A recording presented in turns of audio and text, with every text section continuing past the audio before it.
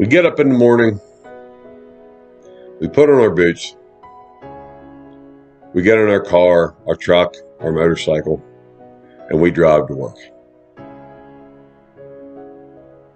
We get to work,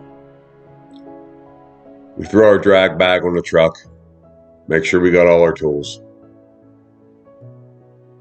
and we head off to start the day.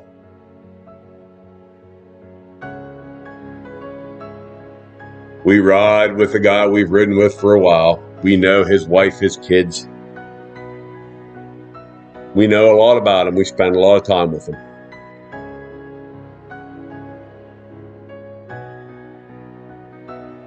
And the shame of it is, at the end of the day, one of us is not going to make it home.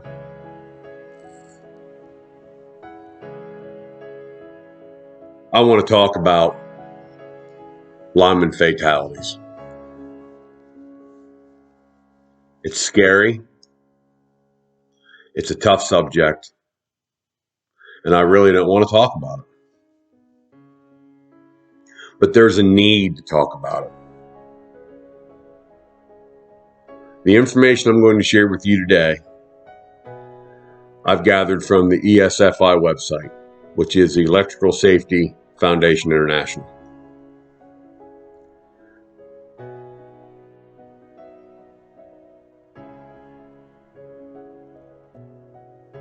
In 2019, there were 166 fatalities. That's 166 families that lost someone they cared about. That's 166 churches that lost a parishioner. That's 166 visits to the grocery store that cashiers won't see that week. It's 166 people that didn't get to go home. You know, a number's a number. When you look at a number, you read it, you understand it, it's English. But we need to put a face to the number. A guy you've worked with, somebody you know, somebody you met from another shop. You need to put a face to the number. It doesn't matter if you don't put a face to the number. 166 linemen that are never going to get home. Now, this number is from 2019. It's the latest numbers I could find. Now, you look at this 8-year stretch from 2011 to 2019, and there's really no improvement, and it's a shame. But this is what we have. You know, we're given tools, we're given safety equipment, we're given PPE, we're given training, and still, we have accidents.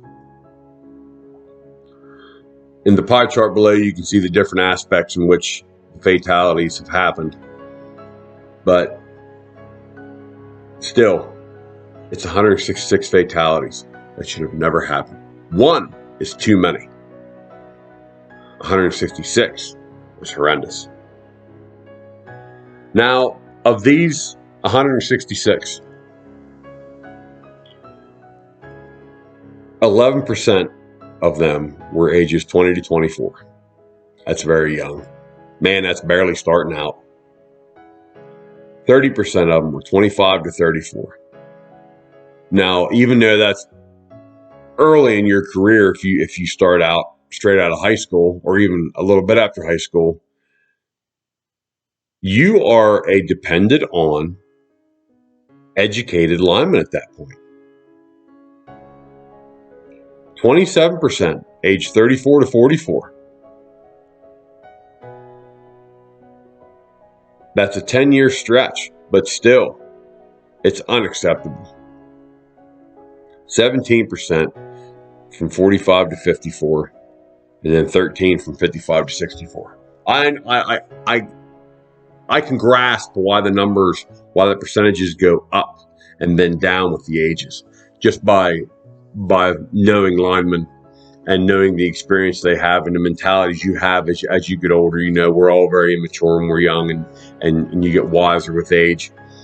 I understand where the numbers are and where they stand. I understand why. I just don't understand how.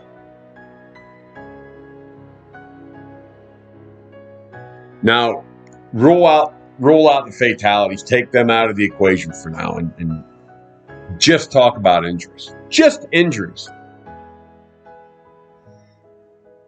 In 2019, there were 1,900 electrical injuries. It's an unacceptable number. And again, from 2011 to 2019, there seems to be no improvement. It's very erratic. It goes up and down. That's understandable. It's not acceptable. It's still too many. With the amount of safety gear they give us, with the amount of PP we have, with our safe work practices, our standard operating procedures, we have a lot of things that are like safety nets in our industry to keep us from being injured. And they must be getting overlooked or sidestepped or skipped in order for this many injuries to be occurring.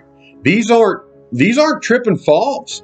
These aren't, oh, well, I stubbed my toe on an outrigger. These are electrical injuries.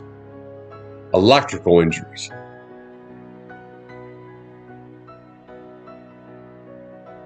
Now, the percentages of the ages of workers in electrical injuries, the non-fatal injuries of the 1,800 in 2019. 16% for 20 to 24-year-olds.